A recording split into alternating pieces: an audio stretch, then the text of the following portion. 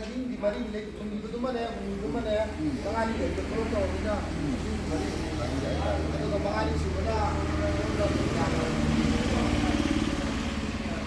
Ito sa doon na hanin siya.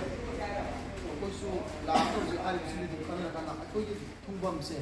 Ako sa amin ako yung lain. Pero itong ganito. Ako yung wayo ni lahat yung nagano na ako dito from isang pala. Sisi na ibang mo. Kapag patag ay sa dito ko sila agad. Sabi ko po ito ng libre na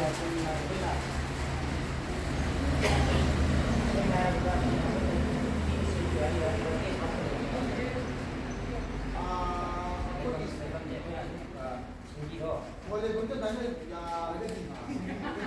aku sudah ini lagi untuk sama datang kalau